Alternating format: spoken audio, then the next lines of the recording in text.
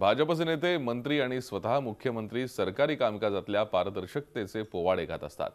त्यासाठी सत्तेत येताच मुख्यमंत्री देवेंद्र फडणवीसांनी 3 लाखांच्या वरच्या प्रत्येक कामाचं ई-टेंडरिंग बंधनकारक केलं।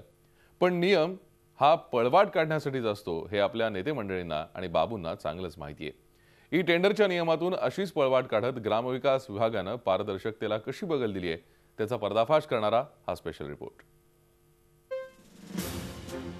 ग्रामविकास विभागाची अशी ही पळवाट, कंत्राट 2.99 लाख फक्त।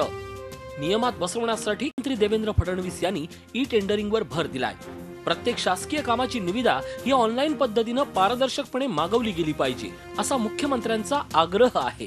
त्यासाठी सत्तेवर येताच एका महिन्याच्या आत याबाबत निर्णय घेण्यात आला। मात्र पंकजा मुंडे यांच्या ग्रामविकास विभागाने यातून पळवाट काढली आहे। गावांमधल्या अंतर्गत सोयी सुविधांसाठी 2016-17 साली 255 कोटी रुपयांची कामं विभागानं मंजूर केली आहेत। मात्र कामं देताना नाले किंवा रस्त्यांच्या कामांचे तुकडे पाडण्यात आले। आता प्रश्न पडेल की हे का? तर नियमातून पळवाट काढण्यासाठी।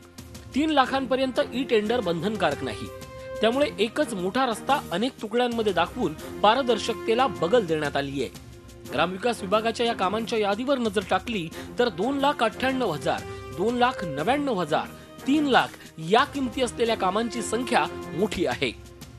राज्य सरकारकडून केल्या जाणाऱ्या कामामध्ये पारदर्शक राहावे म्हणून भाजपचं सरकार सत्तेवर आल्याबरोबरच मुख्यमंत्री देवेंद्र फडणवीस यांनी सत्तेवर आल्यानंतर एका महिन्यातच हा निर्णय जारी केला आणि निर्णयानुसार 3 लाखापेक्षा अधिक खर्चाच्या कामांना ई निविदा कार्यप्रणाली लागू करण्याबाबत, म्हणजे 3 लाखापुढचं कुठलंही काम राज्यात करायचं असेल तर त्याचं ई टेंडरिंग करावं, म्हणजे स्पर्धात्मकता राहील आणि कुठल्याही प्रकारचा गैरकारभार होणार नाही। परंतु मुख्यमंत्र्यांच्या या निर्णयाला मंत्रालयातील विभाग कशी केराची टोपली दाखवत याचं एक उत्तम उदाहरण समोर आलेलं आहे। ते पंकजा मुंडे यांच्या ग्रामविकास खात्याचं। या खात्याने सन 2016-17 या आर्थिक वर्षासाठी 255 कोटी रुपयांची कामं दिलेली आहेत आणि ही कामं आहेत ती गावांतर्गत रस्ते आणि गावांतर्गत सुविधा। आता या कामांच्या यादीवर अगदी मोठं बाड आहे आपल्याकडे।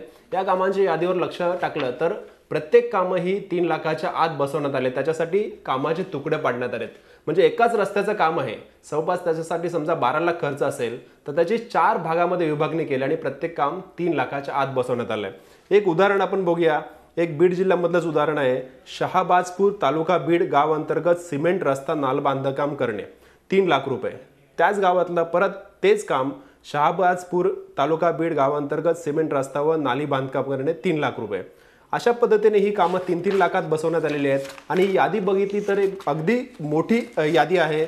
आणि त्याचबरोबर अजून एक महत्त्वाचं म्हणजे या कामांचे भागही पाडण्यात आलेले आहेत। आता एक 15 लाखाचं काम आहे परळी तालुक्यातलं आणि हे काम भाग 1, भाग 2, भाग 3, भाग 4, भाग 5 असं 3-3 लाखात विभागण्यात आलेलं आहे।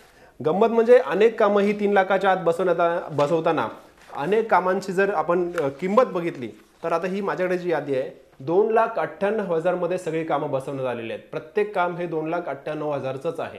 आता ही योगायोग आहे की हे सगळं ह्या ज्या ई निविदा प्रक्रिया आहे त्याच्यातून पळवाट काढण्यासाठी हा एक ग्रामविकास विभागाने मार्ग शोधून काढलेला आहे आणि थेट सगळा भ्रष्टाचार थांबावा, पारदर्शकता राहावी कारभारावर, या मुख्यमंत्र्यांच्या उद्देशालाच ग्रामविकास विभागाने हरताळ फासलाय का असा प्रश्न ही सगळी जर कामं आपण बघितली 2,55,000 कोटींची तर त्याच्यातून लक्षात येतं काही कामं प्रामाणिकपणे 15 लाख 20 लाख त्याच्यात तरतूद आहे, परंतु बहुतांश कामं ही 3 लाखाच्या आत बसवण्यात आले जेणेकरून ई निविदा प्रक्रिया ई टेंडरिंग काढता येऊ नये आणि आपल्याला हवे त्या कार्यकर्त्यांना कामं देण्यात यावीत आणि निश्चितच या कामामध्ये भ्रष्टाचार होणार हे उघड आहे। आंधळ दळतय कुत्रं पीठ खातय अशी एक म्हण आहे। ग्रामविकास विभागाने केलेल्या या प्रकाराबाबत असंच घडलंय। पारदर्शकतेसाठी आग्रही असलेल्या मुख्यमंत्र्यांच्या ही बाब लक्षात कशी आली नाही? आता फडणवीस या प्रकारांना आळा घालणार का? आणि मुख्य म्हणजे शासनाच्या अन्य विभागांमध्येही अशीच बनवाबनवी होत नाहीये ना, याचा शोध मुख्यमंत्री घेणार का? दीपक भातुसे, झी मीडिया, मुंबई। झी 24 तास रहा एक पाऊल पुढे।